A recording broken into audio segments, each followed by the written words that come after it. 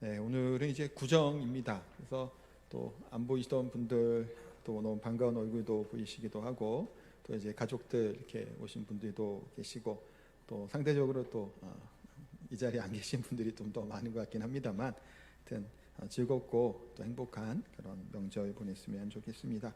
우리 또 옆에 분과 한번 인사하겠습니다. 새해 복 많이 받으세요. 새해 복 많이 받으세요. 새해 복 많이 받으세요. 네, 축복합니다. 네, 또 새해 복 많이 받는다고 하는데 우리가 또 이제 팔복을 또 가지고 또 말씀을 함께 나누고 있지요.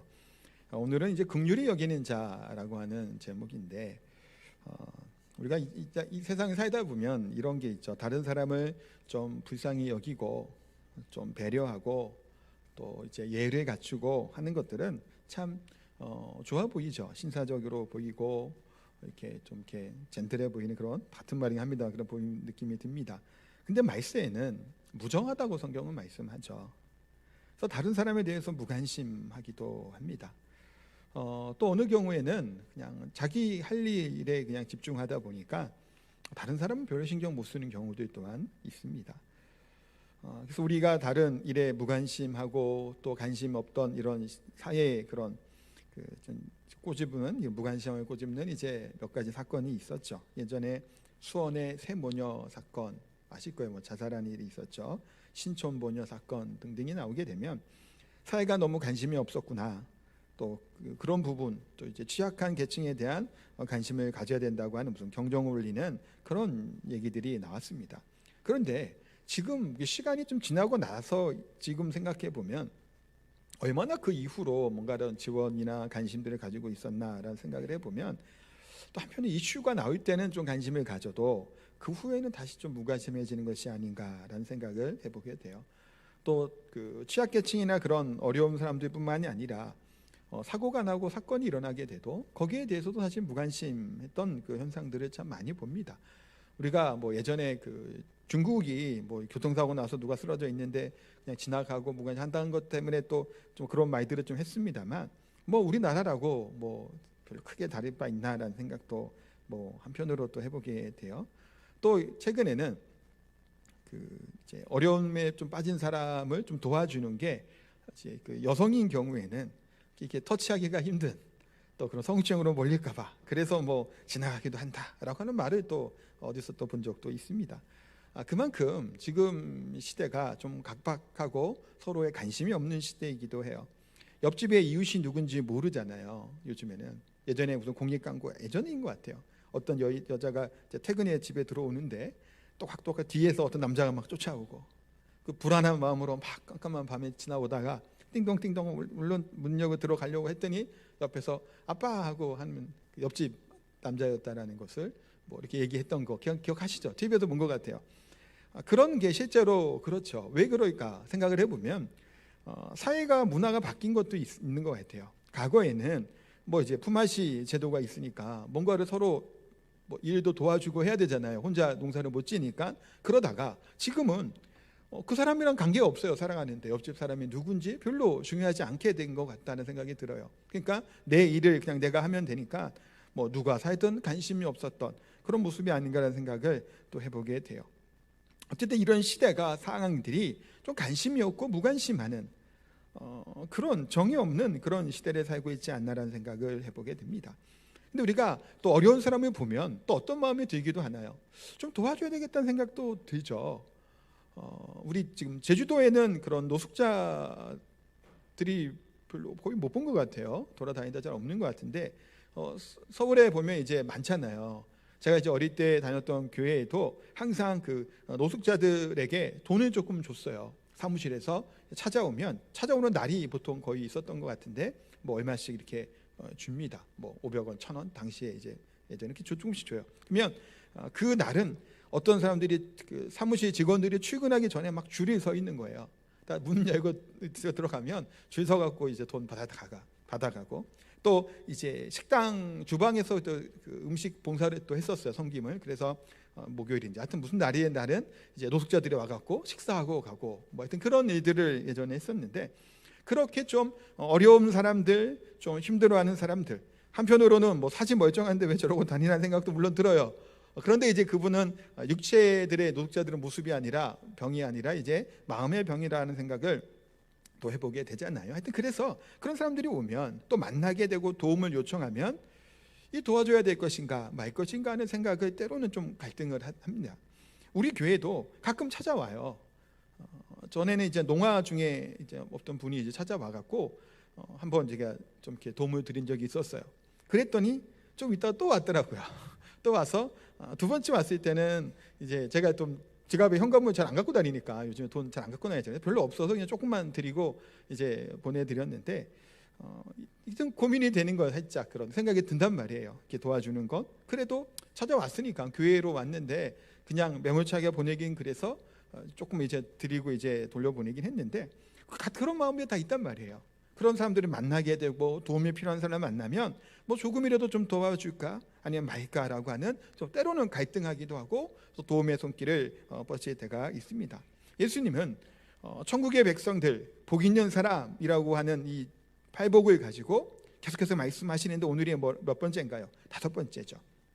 긍휼히 여기는 자는 복이 있나니라고 하는 말씀이에요.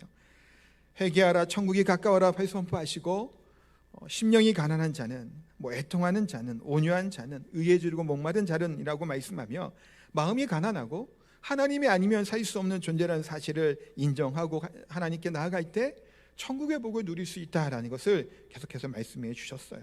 그러면서 오늘은 5번째 긍휼히 여기는 자는 복이 있다라는 겁니다. 우리가 보통 긍휼히 여기는 자는 복이 있다라고 하는 이 긍휼 얘기를 생각을 하면 이런 생각이 먼저 들 거예요. 제가 처음에 좀 얘기한 것처럼 불쌍한 사람들, 좀 어려운 사람들, 도와주고자 하는 마음들, 그렇게 도와주면 복이 있다라고 생각을 하잖아요. 물론 그게 포함이 돼요. 이따가 뒷부분에 또 잠깐 얘기는 하겠지만 그런 뜻만 얘기한 게 아니에요. 우리가 지금 팔복을 보면서 다 뭔가요? 일반적으로 얘기하는 것과는 다른 예수님의 그 메시지가 들어있는 것처럼 마찬가지예요. 긍휼히 여기는 자라고 긍휼이라고 하는 부분이 단순히 안타깝게 여기고 그들을 돕는 것보다 먼저 생각할 것은 뭐냐 하면 이거예요. 자, 예수님께서 가르쳐준 기도 있잖아요. 주기도문에 보면 이런 얘기가 나와요. 우리가 우리에게 죄 지은 자를 사하여 준 것 같이 우리 죄를 사하여 주옵시고. 뭐라고요? 우리가 우리에게 죄 지은 자, 우리에게 잘못한 사람을 용서하는 것처럼 하나님도 우리의 죄를 용서하여 주옵소서라고 뭐라는 기도하라는 거예요. 그 얘기는 전제가 뭐예요? 내가 용서하며 살아야 된다는 거예요. 용서하는 것처럼 나를 용서해 달라고 하는 요청이 나오게 됩니다. 마태복음 6장 14, 15절에 보면 그 이후에 나와 있는 말씀이에요. 이거 같이 읽겠습니다. 너희가 사람의 잘못을 용서하면 너희 하늘 아버지께서도 너희 잘못을 용서하리려니와 너희가 사람의 잘못을 용서하지 아니하면 너희 아버지께서도 너희 잘못을 용서하지 아니하시리라. 아멘. 말씀 읽어보셨나요? 이런 말씀? 읽어보셨겠지만 생각을 잘 안 해보는 말씀이죠. 그냥 다 용서해 준다고 하나님이. 물론 그런데 예수님이 뭐라고 얘기하시나요? 사람의 잘못을 용서하면 너희 하나님 아버지도 용서해 주는데 사람의 잘못을 용서하지 아니하면 너희 잘못을 용서하지 않겠다라고까지 얘기를 하십니다. 그만큼 이 5번째 특징 긍휼히 여긴다라고 하는 긍휼의 복은 그냥 불쌍히 여기는 동정하는 마음이라고 하는 것도 있지만 거기에서 멈추는 것이 아니라 좀 더 나에게 잘못하고 나에게 손해를 끼치고 그와 같이 나를 힘들게 하고 상처를 준 사람도 뭘 하는 건가요? 용서하라는 거예요. 긍휼히 여길 것에 대해서 말씀하고 있습니다.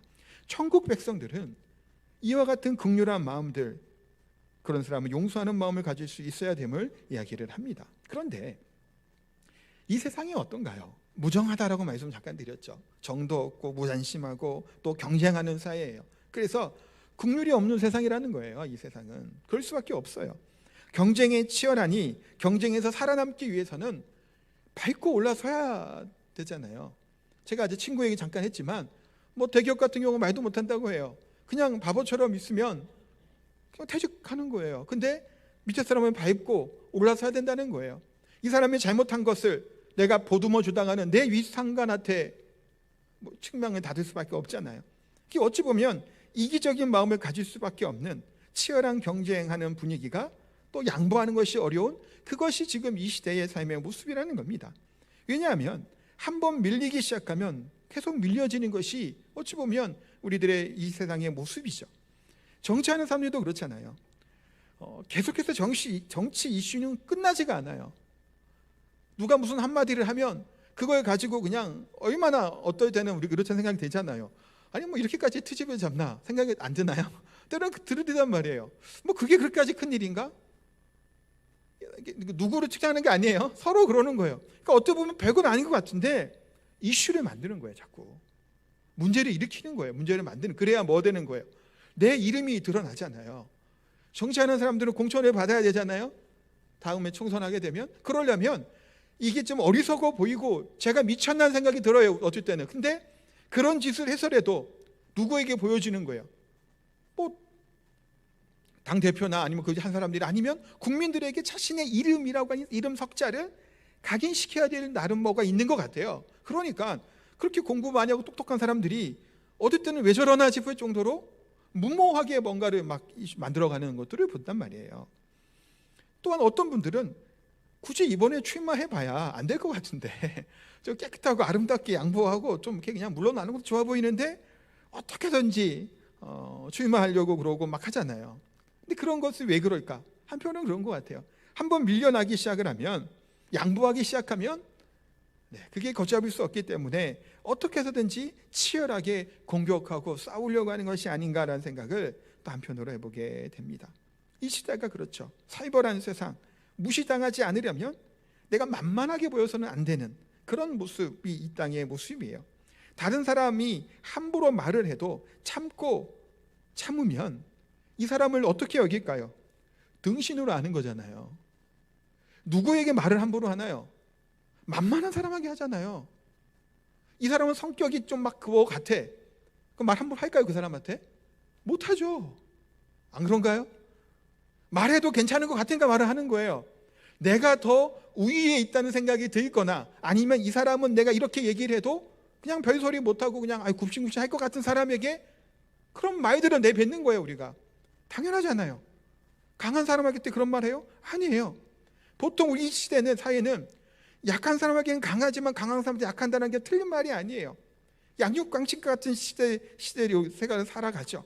예수님은 오른밤을 되면 왼밤 되라고 하는데 그거 되었다가는 쥐어 터지겠죠. 그냥 얼굴이 쿵쿵 터질 정도로. 오리를 가자 그러면 십리를 가라 그러고 겉옷은 속옷까지 주라고 하는데 이렇게 말씀대로 살아가면 등신 중에 상등신이라는 거예요. 그게 지금 이 세상이에요. 학교폭력이 이슈가 되잖아요. 더 글로리인가요? 맞나요? 하여튼 뭐 그 영화도 드라마인가 잘 보진 않았습니다만 그거 복수하는 얘기가 나온다 그래요. 학교폭력을 하는 게 문제이지만 한편으로는 왜 자꾸 애들을 괴롭히는 일들이 일어날까요? 만만하니까 그렇잖아요. 저도 생각해보면 그래요. 만만한 애들이 괴롭히는 거예요. 힘센 애들 못 괴롭혀요. 정말 공부 잘하는 애들 못 건드려요. 왜 그럴까요? 뭔가 힘이 있기 때문이에요. 근데 약한 애들은 뭐예요? 같이 따돌림을 당하게 하고 괴롭히잖아요. 만만하니까요. 만만하니까. 이게 지금 이 세상의 삶의 모습이에요. 만만하니까 그렇게 건드리고 쉽게 말을 하고 함부로 막 말을 하고 무례하게 말해도 이 사람은 별말 안 하니까, 못하는 사람이니까 마음껏 하는 그 시대를 우리가 지금 살아간다는 거예요. 그것이 비단 우리가 당하는 쪽이든 하는 쪽이든 관계없이 그렇게 우리 때로는 그런 것들을 행하고 있고 또한 그것을 당하는 경우들을 보게 됩니다.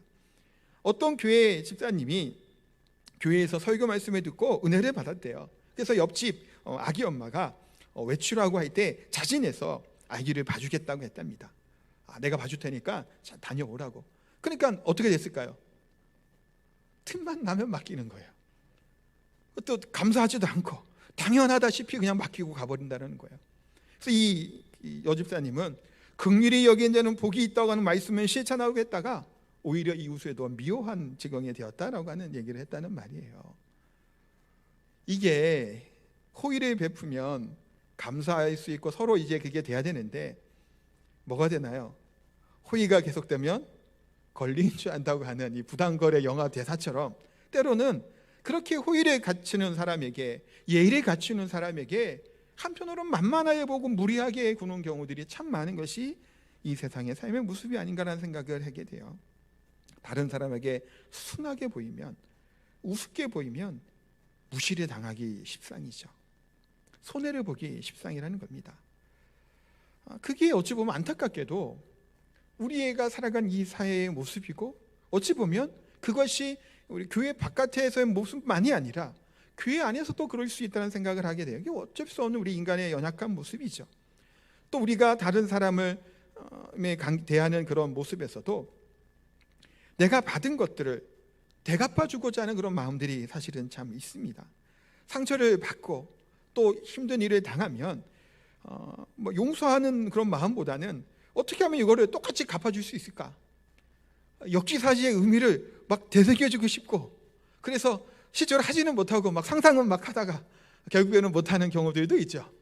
이런 말을 할까? 다음에 저 사람은 저렇게 얘기하면 내가 암소리 안 맡고 찍소리 못하니까 참 이러니까 내가 한번 이렇게 말하면 내가 한번 이런 얘기 해야지만 혼자 막 상상을 하다가 결국에는 계속 아무 소리도 못하는 그런 분들도 계실 겁니다.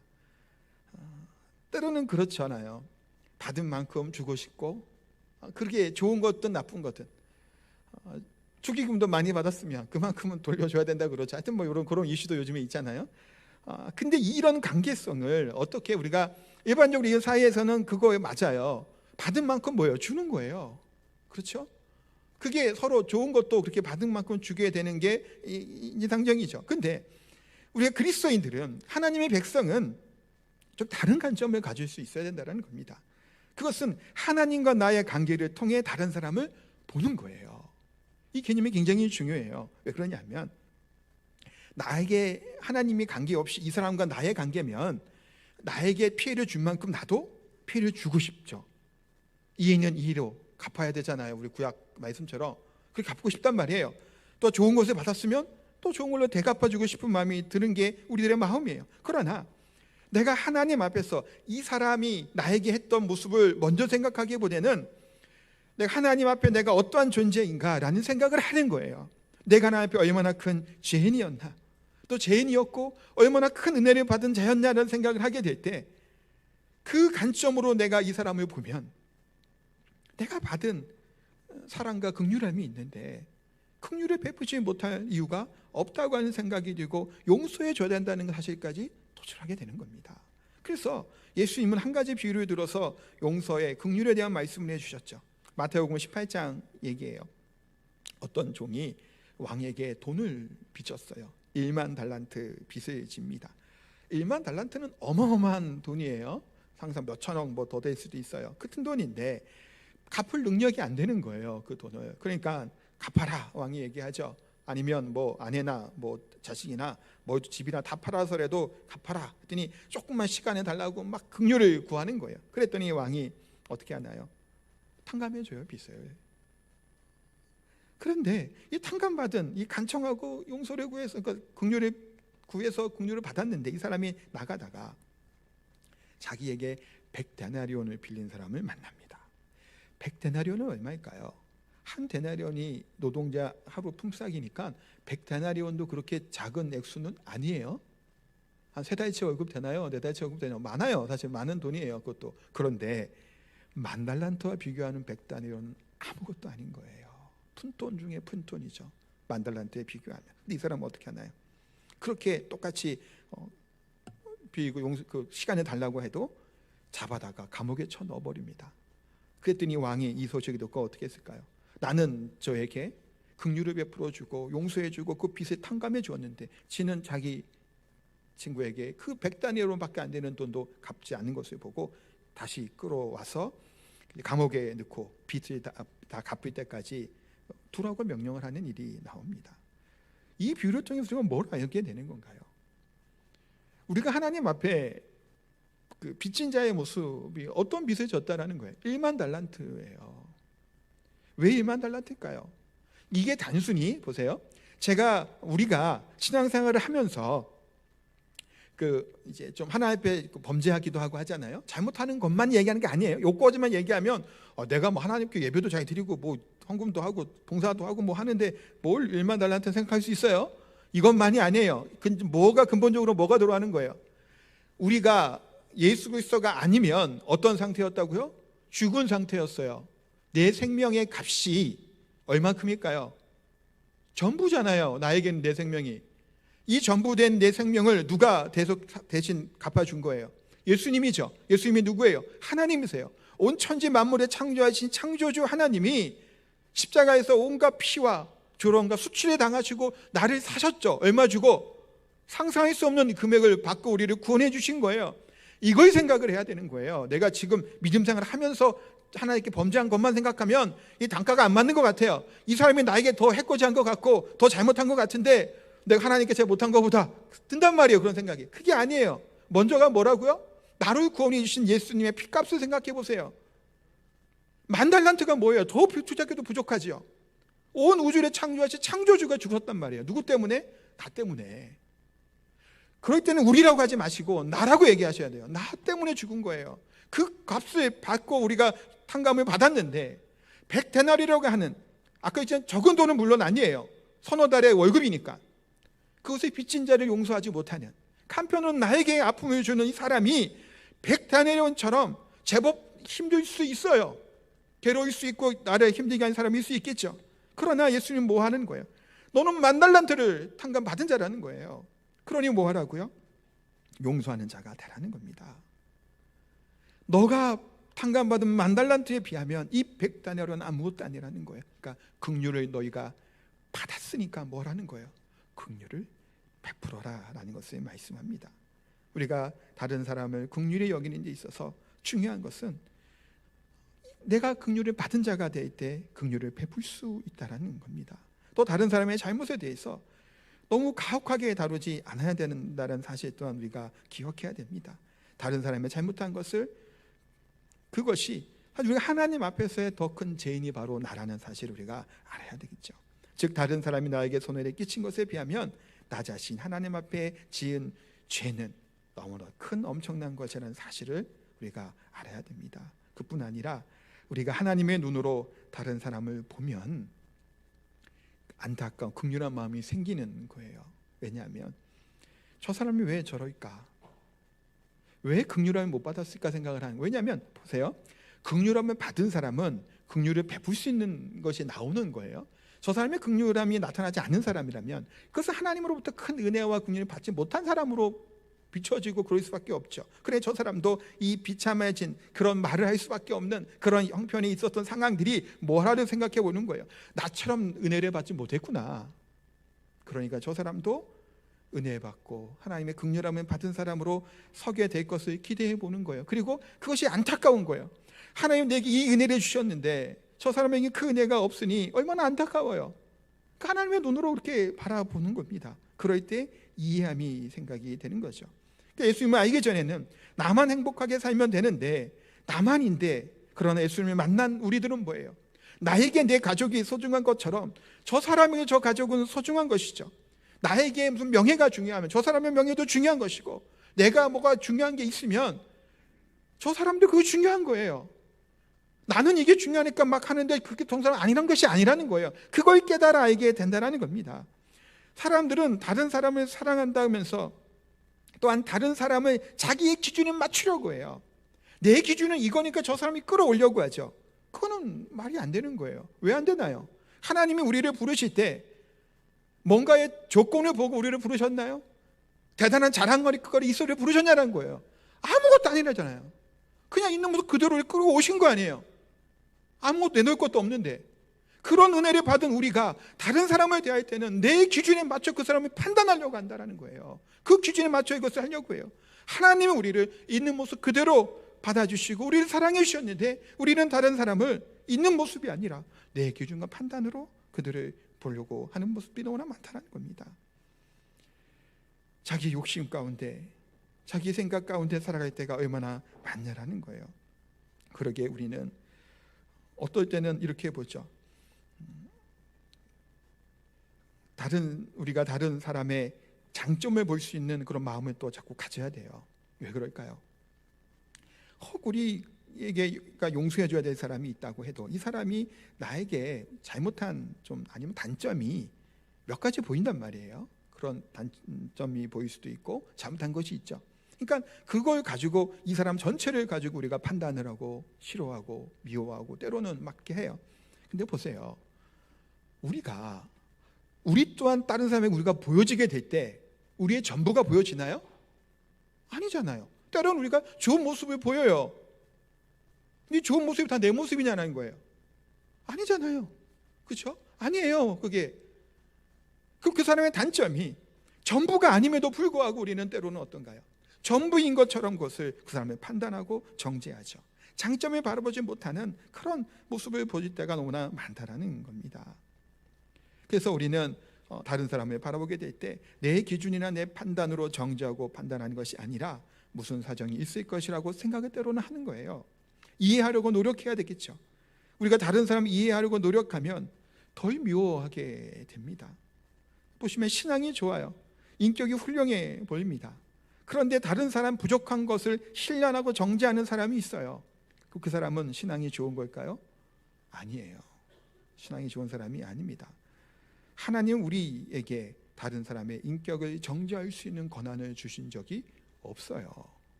우리가 누구를 판단하고 정죄할 수 없다는 거예요. 하나님이 하시는 거죠. 그런 일을 행하는 자는 뭐예요?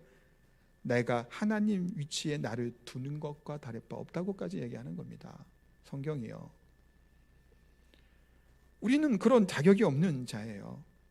그래서 우리는 다른 사람에게 간대하지 않으면 하나님도 우리에게 간대하게 하지 않을 것이라고 말씀하죠. 하나님도 언젠간 우리의 잘못을 철저하게 따질 것이라고 말씀합니다. 그래서 우리는 언제나 다른 사람의 허물에 대해서 온유한 심령으로 바로잡아 줄 수 있어야 돼요. 토요일날 말씀이죠. 6장 1절 갈라디아서 한번 볼까요? 같이 한번 읽겠습니다. 형제들이 사람이 만일 무슨 범죄한 일이 드러나거든 신령한 너희는 온유한 심령으로 그러한 자를 바로잡고 너 자신을 살펴보아 너도 시험에 받을까 두려워하라. 아멘. 뭔 얘기인가요? 많이 무슨 범죄한 일이 드러나거든, 실수하는 것들이 드러나거든, 그런 얘기예요. 그렇다면 간용하는 마음으로 정죄하거나 핍박이 아닌 온유한 심령으로 바로잡아 주라는 겁니다. 그러면서 뭘 얘기하죠? 자신을 보라는 거예요. 다 자신을 보라는 거예요. 다 또한 다를 바 없고 또한 거기에 휩쓸릴 수밖에 없고, 아니면 이 사람의 잘못이 나로 말미암아 됐던 걸 수도 있잖아요. 온유한 심정으로 잡아주라. 하나님 말씀하십니다. 우리가 그와 같은 마음이 우리 가운데 있어야 됩니다. 또한 마지막으로 우리가 생각해 볼 것은 불쌍히 여기고 동정하는 마음이 우리가 마음을 가지고 그들에게 도움을 줘야 되겠죠. 근데 우리에겐 때로는 능력이 없어요. 도와주고 싶지만 자격이 안 되는 경우들도 있단 말이에요. 누구 다친 사람이 있어도 뭐 우리가 의사도 아닌데 어떻게 뭐 해주겠어요. 그 자격이 없어서 때로는 머뭇거리죠. 그런데 하나님은 우리를 뭐로 사용하시길 원하실까요? 축복의 통로로 쓰기를 원하시는 거예요. 우리를 통해서 하나님의 사랑과 긍휼하심이 통로로 하나님의 능력으로 나타나기를 하나님은 원하신다는 겁니다. 하나님께서 우리가 다른 사람을 불쌍히 여기고 그렇게 긍휼한 마음을 가질 때 우리에게 도울 수 있는 힘과 능력 또한 하나님이 주신다는 거예요. 또한 우리가 긍휼을 베푸면 그 하나님의 주신 복이 우리에게도 흘러오는 겁니다. 어떤 예의가 있나요? 오병이어 아시죠? 먹을 것이 없는 빈 들에서 다들 굶주려 합니다. 그때 한 어린 소년이 물고기 2마리, 보리떡 5개를 가지고 옵니다. 예수님께 드리죠. 그때 이걸 갖고 예수님이 축사하시고 기도하신 다음에 5,000명이 먹고 12바구니가 남습니다. 하나님께 긍휼을 가운데 나아가게 될 때, 하나님 우리가 다른 사람을 축복하게 될 때 그 복이 우리에게 그 부스러기라도 들어오게 되는 것을 보게 돼요.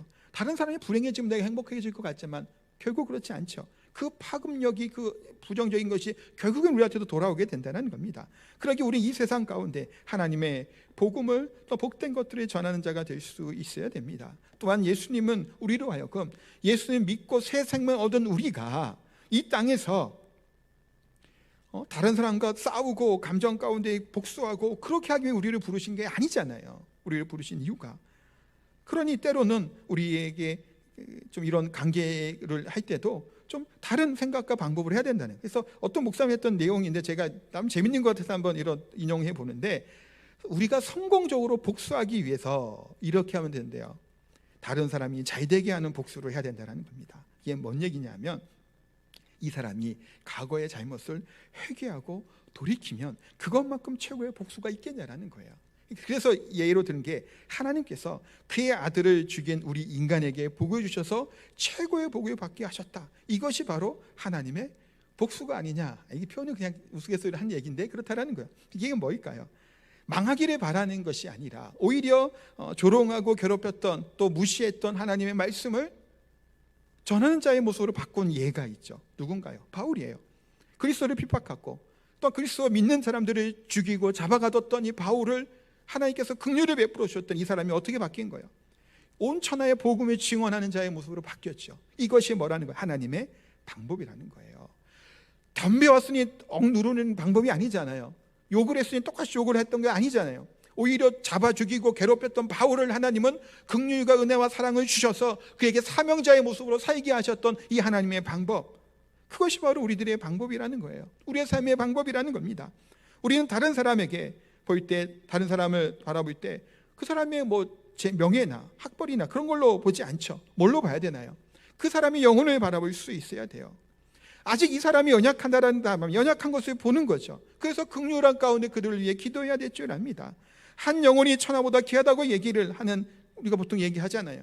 또 우리가 하나님의 최후의 심판대 앞에 서게 될 때 무엇을 가지고 우리를 판단하실까요? 하나님이 우리가 어떻게 얼마나 많은 사람에게 긍휼한 마음으로 여겼는지를 하나님이 보시죠. 우리가 얼마나 지적인 것을 많이 알고 있고 내가 얼마나 많이 열심을 냈고 큰 일을 했냐라는 것을 보는 것보다도 하나님은 우리가 다른 사람에게 얼마나 긍휼한 마음으로 그를 도왔는지를 보신다라는 거예요. 야고보서 2장 13절 볼게요. 같이 읽겠습니다. 긍휼을 행하지 아니하는 자에게는 긍휼 없는 심판이 있으리라. 긍휼은 심판을 이기고 자랑하느니라. 아멘. 긍휼이 행하지 않는 자는 긍휼 없는 심판이 임할 것이라고 말씀합니다. 그럼 심판대 앞에서 담대할 수 있는 조건이나 자격들, 나름 괜찮은 이유가 뭐라는 거예요? 불쌍히 여겨 긍휼을 행한 자는 심판을 이기고 자랑할 것이, 오히려 하나님 앞에 자랑하고 상 받을 것이 있음에 대한 얘기를 하고 있습니다. 우리가 아무리 많은 지식적인 것을 가지고 있고 성경을 많이 알고 있고 긴 시간 신앙생활을 했을지라도, 뭔가의 특별한 체험을 가지고 있을지라도 그걸 가지고 하나님 우리를 판단하는 것이 아니라는 거예요. 근데 우리는 이런 긍휼한 삶을 살지 못하죠. 잘. 왜 그럴까요? 잘 안 돼요, 사실. 이것도 그래서 훈련해야 된다는 거예요. 다른 사람에게 긍휼을 베푸는 것도 저절로 되지 않는다는 겁니다. 적극적인 노력이 필요하다는 거예요. 왜 기도하죠? 제가 여러 번 얘기했죠. 날에 쳐 복종하는 거예요. 뭐 주세요 기도하는 게 아니라 내가 하나님의 말씀 앞에 복종하고 순종하는 자의 모습으로 서기를 위해서 매일매일 우리가 기도하는 겁니다. 때로는 이렇단 말이에요. 처음 예수님 믿는 사람들은 사랑이 막 넘치잖아요. 긍휼도 막 잘 베풀고 불쌍한 사람들 가볍게 여겨요. 그런데 반대로 참 이게 아이러니하고 스스로도 이렇게 돌아보는 것 중에 하나는 뭔가요? 오래 믿은 사람들이 더 비판적이에요. 허물을 용서하지 않아요. 더 정죄하는 것이 쉬워요. 그것을 자주 해요. 실제로 그것을 우리가 보죠. 왜 그럴까요? 오랫동안 신앙생활을 했는데 열매가 맺어지지 않아요. 오랜 세월 했음에도 불구하고 긍휼을 베푸는 훈련이 안 됐기 때문이라는 거예요. 베풀어 보는 사람이 베풀 수 있는 거예요. 또한 반대로 하나님께 우리가 받은 사랑이 있을 때 그 사랑을 나눌 수 있죠. 내가 긍휼을 못 받았기 때문에 못 베풀 수도 있다는 거예요. 하루아침에 그것이 되는 것이 아니죠. 언제나 우리가 하나님 앞에 바로 서지 아니하면 안 된다고 하는 나의 그런 교만함과 연약함을 놓고 하나님께 기도하는 거예요. 내 성향과 내 마음이 그게 안 되는 사람이 있잖아요. 그럴 수 있단 말이에요. 우리가 누구나 발도 없이. 그럴 때 더 철저하게 기도하는 겁니다. 어떻게든지 하나님 앞에서 이것을, 그런 마음을 갖기를 위해서 기도하는 거예요. 그러면서 또 어때도 때로는 다른 사람을 우리가 어떻게 대하는지에 따라 자신을 봐요. 내가 이 사람을 이렇게 대하면 그 자신의 모습이 나예요. 근데 또 다르게 대하는 모습은 그게 나의 모습인 거예요. 다 자신을 보는 기회라고도 얘기해요. 비판을 많이 하고 판단하고 막 소리 안 좋은 소리 많은 사람은 내가 그런 사람인 거고, 또 반대로 그렇게 긍휼한 사람은 긍휼한 마음을 갖고 있는 사람이라는 겁니다. 율법의 정신은 다른 사람을 정죄하고 비판하죠. 그러나 그건 종에 해당된다고 갈라디아서 말씀합니다. 하나님의 자녀는 뭐예요? 사랑의 법이에요. 하나님의 나라, 하나님의 백성들은 예수님이 두 아들 비유도 해주셨죠. 포도원에서 일을 해라. 첫째 아들은 예 알겠습니다. 의젓하게 간다고 합니다. 그러고 안 가요. 둘째 아들은 싫어요 안 가요 했다가 뉘우치고 갑니다. 누가 사랑받는 순종하는 아들인가요? 둘째 아들이죠. 우리가 신앙생활함에 있어서 교양 있고 그럴듯해 보이는 모습으로 그렇게 신앙생활하는 자가 아니죠. 뭐 하는 자가 돼야 돼요? 순종하는 자예요. 네 하고 그 부모의 말을 들은 게 중요한 게 아니에요. 하나님의 말씀을 알고 있는 게 중요한 게 아니라는 거예요. 듣고 순종하냐 하냐가 중요한 거예요. 듣고 순종하는 자가 되어야 되겠죠. 우리가 하나님이 부르신 것은 순종하는 자로 우리가 부르셨죠. 우리가 많은 공부를 하고 우리가 많이 알아도 실천하지 않는 신앙은 죽은 신앙이에요. 그것에서 능력이 나타나지 않는다라는 겁니다. 우리가 하나님 앞에서 외식적인 자의 모습으로 그냥 교양 있는 모습으로 신앙생활을 할 것 같으면 유대인들처럼 하면 됩니다. 그들은 종교적인 사람들이죠. 교양이 넘쳐 흐르는 것 같아요. 그러나 그들을 하나님이 기뻐하지 않는단 말이에요. 오히려 이방인들, 세리들, 죄인들을 하나님은 사랑하시고 더 그들을 기뻐 받으셨죠.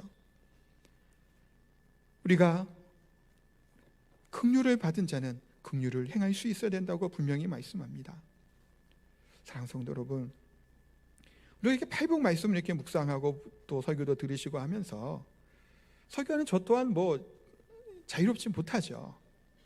긍휼한 받은 자는 긍휼을 베푸는 겁니다. 그래서 우리 또한 그 크신 하나님의 사랑 앞에 우리가 섰으면 좋겠고, 그 하나님의 사랑을 받은 우리기에 그 사랑을 베풀고 긍휼을 베푸는 자의 모습으로 서게 되는 우리 사랑하는 성도님들 다 되시기를 예수님의 이름으로 축복하고 기도합니다. 우리 찬양하겠습니다. 찬송가 304장 우리 찬양하겠습니다.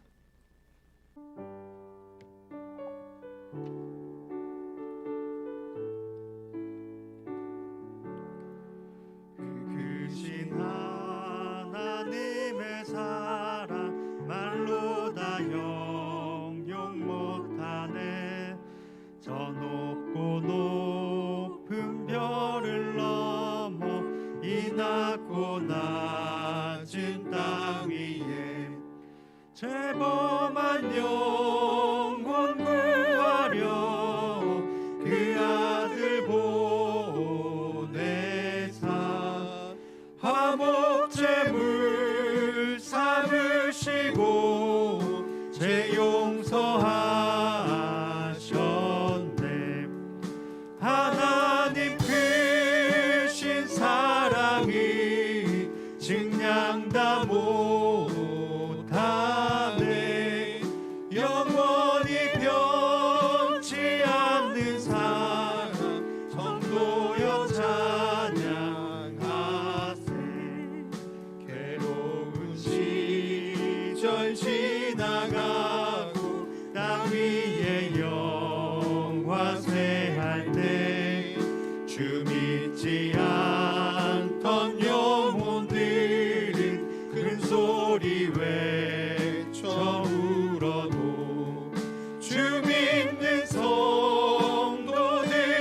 성도들에게 큰 사랑 베푸사 우리의 죄 사했으니 그 은혜 잊을까. 하나님 크신 사랑이 증량 다 못하네. 영원히 변치 않는 사랑 성도여 찬양하세. 하늘을 두루마리 삼고 바다를 먹물 삼아도 한없는 하나님의 사랑 다 기록할 수 없겠네. 하나님의 크신 사랑 그 어찌 닿았을까. 저 하늘 높이 쌓아도 채우지 못하리. 하나님 크신 사랑이 증량 다 못하네. 영원히 변치 않는 사랑 성도여 찬양하세. 같이 한번 기도합니다. 이 시간 기도 드릴 때 긍휼이 받은 자는 긍휼이 베푸고 행하는 자가 되어야 될 줄 압니다. 우리가 하나님 앞에 받은 이 사랑, 그 크신 사랑은 측량할 수 없는 사랑이죠. 하늘을 두루마리 삼고 바다를 먹물 삼아도 기록할 수 없는 예수 그리스도의 핏값으로 사신받은 이 구원받은 백성인 내가 이 긍휼을 받았는데 긍휼을 베풀지를 못하고 용서하지를 못하고 이해해주지를 못하고 품어주지를 못하고 정죄를 하는 자의 모습으로 비판하는 자의 모습으로만 서고 있지는 않은지 이 시간 돌아보며 내가 받은 이 사랑처럼 내 받은 이 용서처럼 서로 용서하며 살아갈 수 있게 달라고 그 마음을 달라고 하나님께 기도했으면 좋겠고 또 어렵고 힘든 자들을 향해 하나님의 긍휼의 마음을 긍휼의 도움을 선한 행위들을 그들에게 전할 수 있는 그와 같은 우리의 삶의 모습이 되게 달라고 같이 한번 우리 합심해서 기도하는 시간 갖도록 합니다. 기도하겠습니다. 하나님 이 시간 기도하며 나아갑니다. 진행할 수 없는 하나님의 긍휼하신 사랑을 입었는데 이 받은 사랑이 있는데 하나님 이 사랑을 대로 이 긍휼함대로 긍휼을 행하지 못하는 이 원한 것과 같은 모습을 보게 됩니다. 주여 하나님 용서하여 주시고 이 받은 사랑대로 받은 용서함대로 그 용서하며 살아가게 하여 주시고 긍휼을 베푸는 자의 모습으로 살아가게 하여 주옵소서. 우리 주님 여기는 그 사람들의 영혼들을 바라보게 하여 주옵소서. 하나님 품을 수 있는 마음을 이해할 수 있는 마음을 주여 허락하여 주옵소서. 성량할 수 없는 사랑 성실하신 하나님 은혜 하나님 앞에 나아가게 하여 주옵소서. 주여 하나님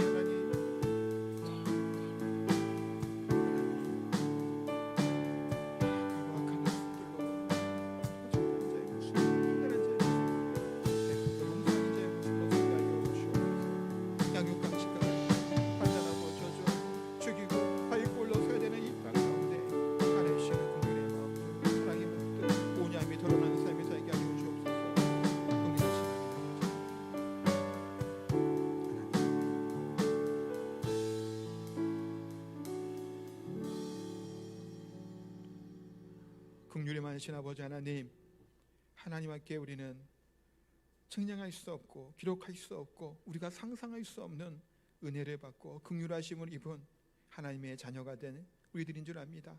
이 사랑 가운데 이 긍휼하심 가운데 매일매일 감사할 수 있도록 하여 주시고 받은 이 사랑처럼 우리가 긍휼을 베푸는 자의 모습으로 서게 하여 주옵소서.